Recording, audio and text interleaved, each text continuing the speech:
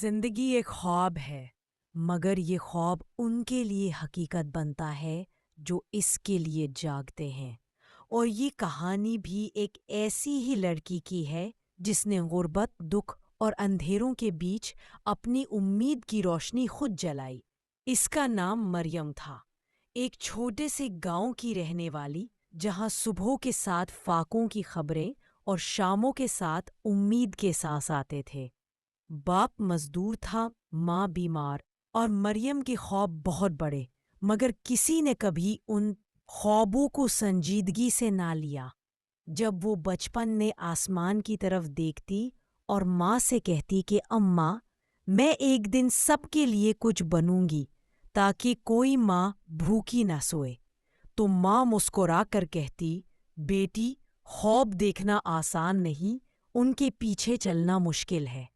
مگر مریم نے اپنی ماں کی بات کو ہار نہیں مانا، بلکہ اپنی قسمت کے صفحے پر محنت کی سیاہی سے لکھنے کا فیصلہ کر لیا۔ اسکول جانا اس کے لیے ایک خواب ہی تھا، کیونکہ فیس کے لیے کبھی پیسے نہیں ہوتے تھے، کبھی کتابیں ادھوری ہوتی، کبھی یونیفارم پھٹا ہوتا، مگر وہ ہر روز اسکول کے دروازے پر پہنچ جاتی، اور استاد کے کہنے پر وہ دروازے کے باہر بیٹھ کر بھی سبق سن لیا کرتی۔ اس کے چہرے پر شرمندگی نہیں بلکہ چمک ہوتی، کیونکہ وہ جانتی تھی کہ علم ہی وہ روشنی ہے جو اندھیرے کو مٹا سکتی ہے۔ دن گزرتے گئے، باپ بیمار ہوا، ماں کے ہاتھوں میں چھالے پڑ گئے، مگر مریم نے ہمت نہیں چھوڑی۔ وہ دن میں لوگوں کے کپڑے دھوتی، رات کو کتابیں پڑھتی۔ اس کے ہاتھوں کی چمڑی جھلس چکی تھی، مگر دل کی روشنی بجھی نہیں تھی۔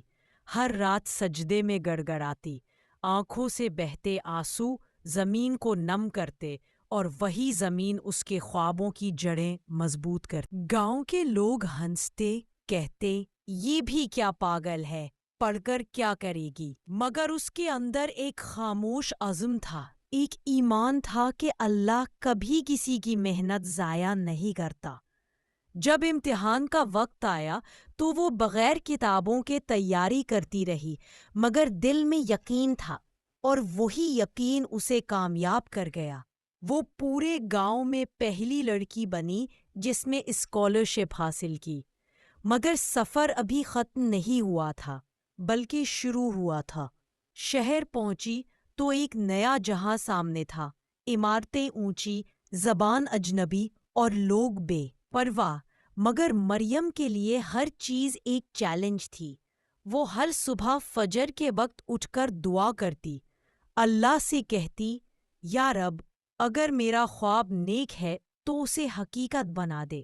اور پھر دن بھر محنت کرتی، چھوٹی نوکریاں کرتی، اسکول کے بعد دوسرے بچوں کو پڑھاتی تاکہ اپنا خرچ پورا کر سکے۔ وہ کمزور ضرور تھی، مگر اس کی ہمت فولاد سے زیادہ مضبوط تھی۔ سال گزرتے گئے اور وقت نے اسے آزمائشوں کے دریا میں ڈالا، کبھی بیماری، کبھی بھوک، کبھی اکیلا پن، مگر وہ کبھی شکوہ نہیں کرتی، کیونکہ اسے یقین تھا کہ دعا کبھی ضائع نہیں جاتی۔ ایک دن جب اسے اپنی یونیورسٹی کے آخری امتحان کے بعد نوکری کی خبر ملی تو وہ سب کچھ بھول گئی۔ اس نے سجدہ شکر ادا کیا اور اپنی ماں کے پاس بھاگتی ہوئی گئی۔ ماں کے کانپتے ہاتھوں میں پہلا چیک رکھ کر کہا، اماں، یہ تمہارا خواب تھا جو آج حقیقت بن گیا۔ ماں کی آنکھوں سے آنسو بہے۔ وہ بولی، بیٹی، یہ تیرے نہیں، ہمارے رب کے کرم کے آنسو ہیں۔ مریم نے شہر میں نوکری شروع کی، مگر اس کا دل گاؤں میں ہی رہا، جہاں بچے اب بھی کتابوں کے بغیر، خوابوں کے بغیر مٹی میں کھیل رہے تھے۔ اور تب مریم نے ایک فیصلہ کیا جو اس کی زندگی کا سب سے بڑا موڑ بنا۔ اس نے اپنی نوکری چھوڑ دی اور اپنے گاؤں واپس آ گئی۔ سب حیران تھے، مگر مریم نے کہا، اب میری زندگی کا مقصد وہی ہے جس کے لیے میں نے خواب دیکھا تھا۔ میں اپنے گاؤں کی ہر بچی کو خواب دیکھنا سکھاؤں گی، تاکہ کوئی آنکھ ادھورے سپنے لیے بند نہ ہو۔ اس نے اپنے گھر کے پرانے صحن میں ایک چھوٹا سا اسکول بنایا، ٹوٹی دیواروں پر رنگ کیے، لکڑی کے تختے رکھے اور گاؤں کے بچوں کو جمع کیا۔ پہلے دن صرف 5 بچے آئے، مگر وہ دن مریم کی زندگی کا سب سے روشن دن تھا، کیونکہ وہ جانتی تھی کہ بڑے کام ہمیشہ چھوٹے قدموں سے شروع ہوتے ہیں۔ وہ دن رات محنت کرتی، بچوں کو صرف پڑھائی نہیں بلکہ یقین سکھاتی کہ انسان کا اصل سرمایہ اس کا ایمان ہے، دولت نہیں۔ گاؤں کے لوگ آہستہ آہستہ اس کی بات سمجھنے لگے، اور چند سالوں میں وہ چھوٹا سا اسکول پورے علاقے کی امید بن گیا۔ مریم نے کبھی شہرت نہیں چاہی، مگر اس کے کام نے اسے پہچان دے دی۔ اخبارات میں خبریں آئیں، حکومت نے اسے ایوارڈ دیا، مگر مریم کے چہرے پر صرف عاجزی تھی۔ وہ کہتی، یہ سب اللہ کا کرم ہے، آپ صرف وسیلہ تھی۔ اور پھر اس نے وہ لمحہ دیکھا جب اس کے اسکول سے پہلی لڑکی نے یونیورسٹی کا داخلہ لیا۔ مریم کی آنکھیں بھر آئی، وہ سوچنے لگی، یہی میرا خواب تھا جو آج حقیقت بن گیا۔ مگر زندگی نے ایک اور امتحان رکھا۔